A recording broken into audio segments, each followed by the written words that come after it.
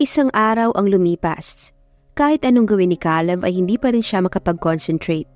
Bumabalik sa isipan niya ang nangyari sa kanila ni Mrs. sa airport. Mabilis niya kinuha ang laptop. Sinubukang pag-aralan ng Cassie Pharma. Kailangan makahanap siya ng paraan kung paano niya makikitang muli ang kanyang mag-ina nang hindi lumalayo ang mga ito sa kanya. Saka naman ang pagpasok ni Robin. Boss, hindi ko pa rin mahagilap ang kaluluwa ni Glizel. Bungad ni Robin, halatang problemado. Matalim siyang sinulyapan ni Caleb at muling nag-focus ito sa ginagawa. Si Phil, sundan mo. Baliwalang sagot ni Caleb habang nagtitipa sa laptop. Nahulog naman sa malalim na pag-iisip si Robin. Si Phil? Ano naman ang makukuha ko sa taong yun? Di ba puro papogi at harap sa kamera ang ginagawa nun? Sandaling tumigil si Caleb sa ginagawa at tinignan ng alalay. Naiirita na siya sa katangahan nito. Hindi ba't sabi mo na ama siya ni John? Subukan mo siyang subaybayan at baka mahanap mo si Glizel. May posibilidad na magkikita ang dalawa. Pumalakpak si Robin dahil sa suhestyon ng boss. Oo nga no, bakit hindi ko naisip yun? Kaya bilib ako sa iyo, boss eh. Ang talino mo. Kaya nga alalay ka at naging boss ako eh. Kasi kung ikaw ang boss, baka matagal nang bumagsak ang kumpanya. Nakamot ni Robin ang ulo dahil sa patama na sagot ng kanyang boss. Alis na nga lang ako, boss. Baka mamaya masinghalan pa kita eh. Muling tumigil si Caleb sa pagtitipa at madilim mga anyo ang tinignan ng alalay. Nang makita naman ito ni Robin, agad naman itong kumaripas ng takbo palabas ng President's office. Ilang oras ang nakalipas, tinawagan niya si Caleb. Boss, ngayon sigurado, hindi mo na ako tatawaging bobo. Alam mo ba kung nasaan ako ngayon? Nandito sa loob ng coffee shop habang nakikinig sa usapan ni Phil at sa tinatawag niyang Glee. Kasama nila si John. Mukhang ang Glee na ito ay si Glizel. Kaya pala hindi ko siya mahanap-hanap. Abay, iba na naman ang muka. Hindi ko alam kung alin ang totoong mukha ng babaeng to. Good. Alamin mo kung anong pinag-uusapan nila. Paano naging anak ni Phil si John? At ano ang ugnayan ng dalawa kay Missy? Carbon copy, boss. Nakangiting pinatay ni Robin ang tawagan nila ng kanyang boss at lihim na lumapit sa mesa ng dalawa na nag-uusap. Tinakpan niya ng dyaryo ang mukha habang nakikinig sa usapan ng dalawa. Hindi mo pwedeng dalhin si John dahil siya lang ang alas ko kay Caleb. Ang pagtutuunan mo ng pansin ngayon kung paano mo paglalayuin ang dalawa. Hindi ba't malapit ang loob sa iyo ni Sean? Kuhain mo ang bata nang sa ganon ay hanapin ka ni Missy. At kapag nahanap ka niya, huwag mo na siyang pakawalan pa. Ako naman ay gagawin ko ang lahat mabawi lang si Caleb. Mahirap ang pinapagawa mo sa akin, Glee. Alam mo kung sinong makakalaban ko. Kapag ginawa ko yon, hindi lang si Caleb, kundi pati si Miko. Kapag nasa iyo na ang bata, wala silang gagawin, kundi magsunod-sunuran sa iyo. Paano kung gantihan nila si John? Paano kung anak ko ang kunin ni Caleb? Bakas ng pagkatakot ang mukha ni Phil. See? To clear up your mind, yan ang gusto kong mangyari. Kunin ni Caleb si John. Siyempre ako ang kanyang ina. Ano ba ang gagawin ko? Kundi ang magpanggap na natatakot. Pero deep inside me, gumagawa na ako ng paraan kung paano mahulog si Caleb sa mga kamay ko. Si Caleb na nakikinig sa audio record na pinasa ni Robin ay biglang napatayo dahil sa kanyang narinig. The audacity of her to get my son. Matapos ang pag-uusap ng dalawa, Phil at Glee agad ding naghiwalay ng landas. Walang nagawa si Phil, kundi ang umalis na hindi kasama ang anak niya. Mommy, gusto kong sumama kay Daddy Phil. Hindi nakatiis si John at nakiusap sa ina. Nanlalabo ang kanyang mga mata sa luha habang nakatingin sa kanyang tunay na ama na palabas ng coffee shop. Dati sobrang proud niya tuwing kasama ang kanyang ina. Ngunit ngayon ay napuno na siya ng takot sa araw-araw na kasama niya ito. Maliban sa lagi siyang napapagalitan dahil madalas niyang sinusuway ang kagustuhan nito. Natatakot din siya sa tuwing lumalabas ang orihinal nitong mukha. Ay, bad woman! Sigaw ng utak niya. Mangiyak-iyak si John na tinitignan muli ang ama habang binubuksan ang pintuan ng kotse. Nakaramdam siya ng takot na baka ito na ang huli nilang pagkikita at hindi na siya muli pang balikan. Dito ka lang, huwag kang aalis. Pupunta lang ako ng banyo. Tumayo si Glee nang makita ang babaeng nagpakilala dito ng isang araw. Nakatingin ito sa kanya na makahulugan bago binawi at pumunta ng CR. Nagkaroon siya ng interest tungkol sa sinabi nito nung isang araw, kaya niya sinundan. Hindi niya napansin ng babae nung una nilang pagkikita dahil mainit ang ulo niya sa paghihiwalay nila ni Caleb. Ngayon ay susubukan niyang pakinggan ang sinasabi nito sa pag-asang mapapakinabangan niya ito. Nabanggit kasi nito ang tungkol sa Kuya Neil niya. Ngayon niya lang naalala. Sinamantala naman ni John ang pagkakataon na tumalikod ang kanyang ina bago tumakbo palabas ng shop. Daddy! Si Phil na balak nang umalis ay nagtaka nang mahagilap ng paningin niya mula sa side mirror ang anak na kinakalampag ang pintuan ng sasakyan. Kunot noo siyang bumaba tumingin sa loob ng coffee shop. Di ba't kanina lang ay nagagalit si Glee dahil pilit niyang kinukuha si John? Bakit nito hinayaan na lumabas ang bata? Paano kung hindi niya napansin ito? May posibilidad pang masagasaan ito sa kalsada. Son, bakit ka lumabas? Malumanay niyang tanong, sabay karga sa anak. Tinitigan siya ni John ng matagal. Parang iiyak ito habang nakatingin sa kanya. Daddy, please, isama mo ko. Ayoko kay mommy. Tuluyan na itong umiyak. Pero anak, sandaling pinutol ni Phil ang gusto sanang sabihin dahil sa kanyang naisip. Ang anak niya na mismo ang lumalapit sa kanya upang bigyan siya ng pagkakataon na maging tatay nito. Bakit nga ba hindi? Wala nang magagawa si Glee sakaling ilayo niya si John dahil anak niya na mismo ang may kagustuhan na sumama sa kanya. Muli siyang tumingin sa glass door ng coffee shop sa pag-aalalang baka nakasunod si Glee. Natuwa naman siya at hindi pa ito lumalabas. Alright, isasama kita sa house ni Daddy. Agad niyang pinasok si John sa loob ng kanyang sasakyan. Ang child seat ang pinagamit niya sa kanyang anak sa upuan nito. Matapos masigurong safe ito, agad na niyang nilisan ng lugar na yon. Sa kabilang banda ay si Glee. Walang kamuang-muang na nawawala na pala ang anak niya. Kasalukuyan silang nag-uusap ni Gemma sa likurang bahagi ng CR na walang CCTV. Hanggang ngayon ay hindi pa rin siya makapaniwala na may anak ang Kuya Neil niya dati na 8 taong gulang na. Nasaan ngayon ang pamangkin ko? Hindi ba ito alam ni Miko? Magkasunod na tanong ni Glee. Kasalukuyang nasa probinsya ang anak ko. Ang akala ni Jillian at Miko, tuluyan ang naparalisa ang buong katawan ko. Ngunit nagkakamali sila. Hindi ako titigil hanggat hindi ako nakahaganti sa walang hiyang kapatid ko na yun. Hindi ako papayag na siya nagpapakasarap sa buhay. Tapos ako naghihirap. Puno ng galit ang nakikita sa mga mata nito. Lihim na ngumiti si Glee.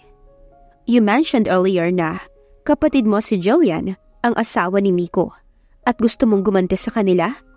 Paano naman kita matutulungan? Magtulungan tayo kung paano pabagsakin si Miko. Wait. Agad na pigil ni Glee. I'm done with Miko. Ang gusto kong pabagsakin ngayon ay ang kambal niyang si Missy. Mahirap kalabanin si Miko ng harapan, kaya si Missy ang gagantihan ko. Sandaling nag-isip si Gemma. Kahit sino man sa pamilya ni Miko ang babagsak, pakiramdam ko nakaganti na rin ako. Siya ang dahilan kung bakit naparalisa ang buong katawan ko ng ilang taon. Natuwa si Glee sa narinig. Kung ganon, keep in touch, sister. Pag-isahin natin ang ating mga plano upang babagsakin ang mga Valdalion. Ngumisi naman si Gemma. Makakaasa ka. By the way, ako na ang bahalang sumuporta sa pamangkin ko. Gusto ko siyang makita, ngunit ayaw kong malaman ng lahat na may koneksyon kami. Kaya panatilihin nating lihim ang lahat. Napaigtad si Robin na biglang mag-vibrate ang cellphone niya. Alam niyang boss niyang tumatawag dahil sa audio record na naisend niya kanina. Mabilis niyang nilisan ng loob ng coffee shop at nagtungo sa kanyang sasakyan. Boss, bakit ang tagal mong sugutin ang tawag ko? Bakas ng iritasyon ng boses ni Caleb sa kabilang linya. Sorry boss, nasa loob pa rin kasi ako ng coffee shop. Kanina pagtawag mo, hindi ko naman pwedeng sagutin dun at baka makatunog si Glizel na sinusundan ko siya. Paliwanag ni Robin, dahilan upang maging malumanay ang boses ni Caleb. Narinig mo ba ang plano nila kung paano o kung kailan nila dudukutin ang anak ko? Hindi boss, marami akong mga narinig na hindi ko maintindihan Naguguluhan ako. Anong klaseng kwento yan? Narinig mo nga pero hindi mo pala naiintindihan. Ibig sabihin malabo ang pagkarinig mo.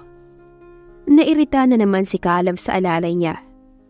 Basta, narinig ko talaga boss. May video pa nga ako rito eh. Sandali, nasa opisina ka ba? Pupuntahan kita. No, ako ang hintayin mo riyan. Papunta na ako. Samantalang si Glee ay nanggagalaitin na sa galit. Sa loob dahil hindi na niya nakita ang kanyang anak pagbalik niya sa kanilang mesa. Hinanap na niya ito sa kung saang parte ng coffee shop, ngunit hindi niya mahagilap ang anak. Tinulungan na rin siya ng mga staff sa paghahanap, ngunit wala pa rin ito.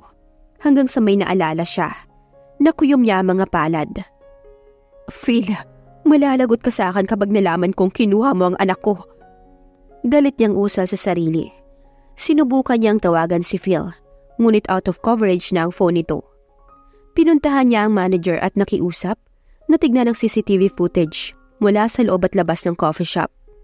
Ma'am, mukhang sumama ang anak niyo sa lalaking kasama ninyo kanina sa table. Hindi naman pala siya nawawala. Wika ng staff matapos nilang mapanood kung kanino sumama si John. Nawawala siya! Singhal niya sa waiter. Dinukot ang anak ko. Naiintindihan mo ba? May sinabi sa kanyang lalaking yan. Kaya siya sumama. Gusto niyang paniwalaan siya ng staff ng coffee shop, lalo na ng manager na siya ang biktima. Nahulaan na niya kung saan dadalhin ni Phil ang anak niya.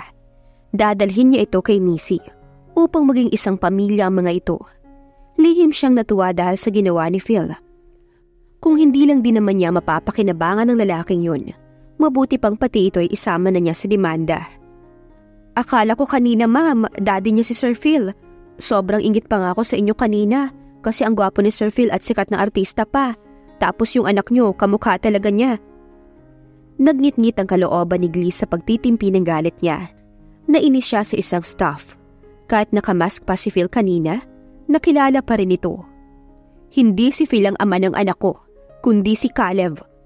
Giit niya, nakita niyang naguguluhan ng manager. Sir Caleb, magandang araw ho. Biglang namutla si Glee dahil sa narinig na pangbanggit ng pangalan ni Caleb. Agad siyang lumingon upang kumpirmahin kung totoo ang kanyang narinig. Caleb? Mahinang usal niya sa sobrang kaba. Nakita niyang madilim ang anyo nito habang papalapit sa kanya. Caleb, our son, dinukot siya. Humagulhol siya ng iyak at yumakap kay Caleb sa pag-aakalang makukuha niyang simpatya nito.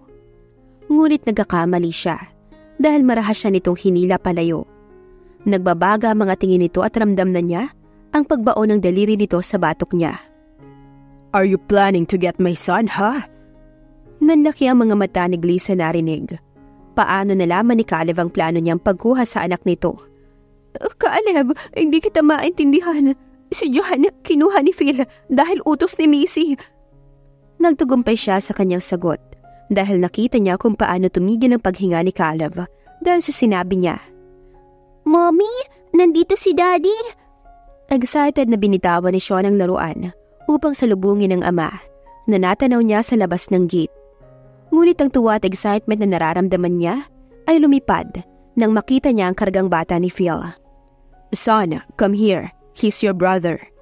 Nakangiting wika ni Phil at binaba si John upang makipagkamay kay Sean.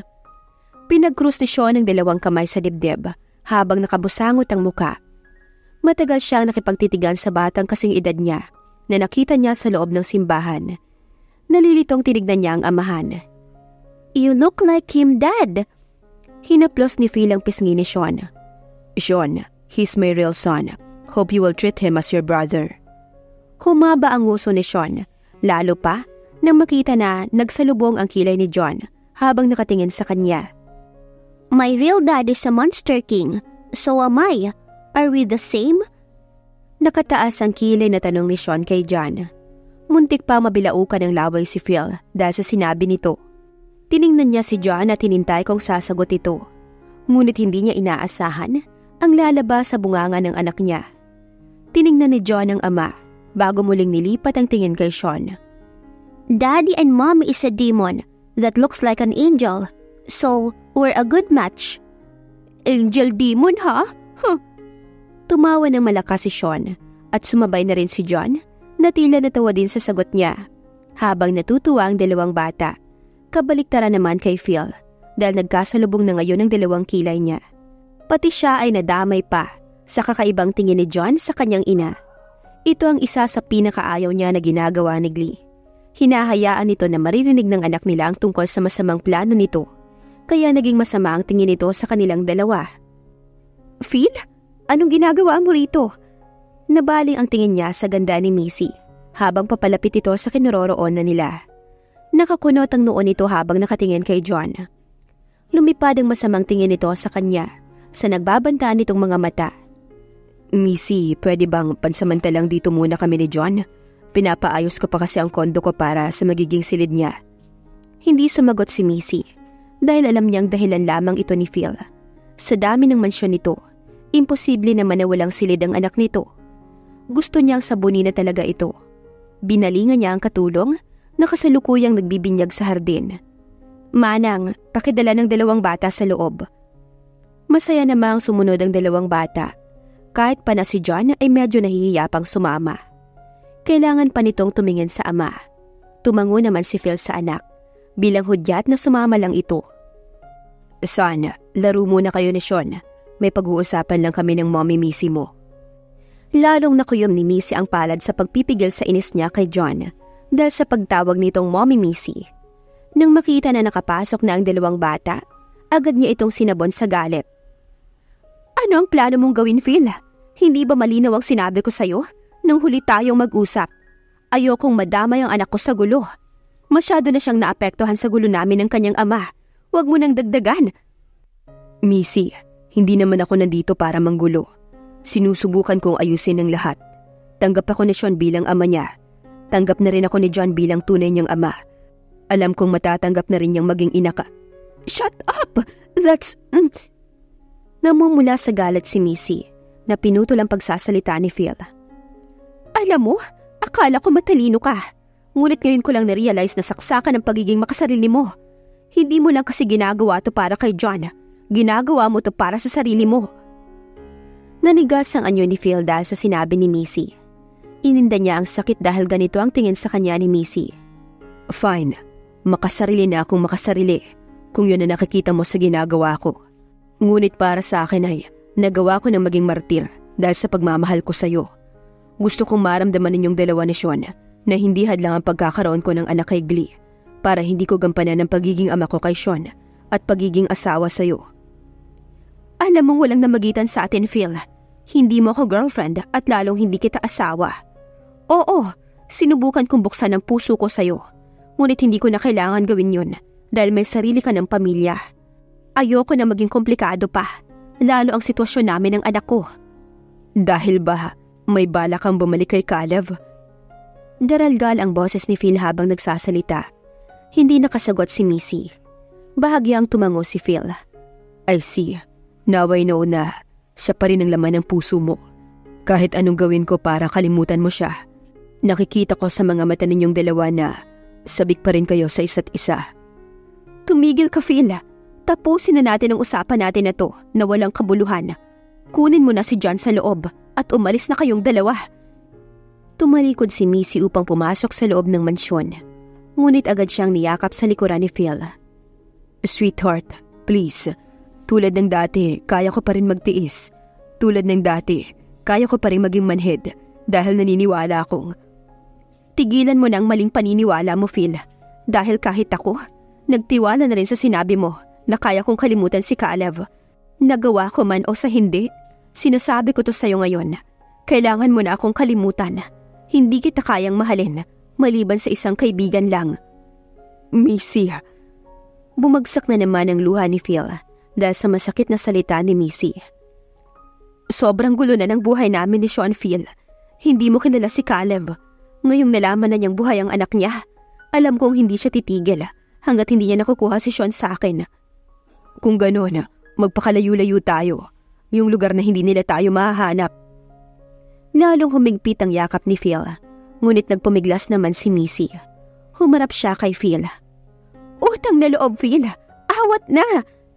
Singhal niya sa lalaki, dahilan upang mapahilamos ito sa muka, dahil sa mga luhang namilisbis sa mga pisngi nito. Nagmamakaawa ang mga tingin nito sa kanya. Umangat ang mukha nito upang muling hawakan siya, ngunit hindi niya hinayaan na mangyari yun. Umatras siya.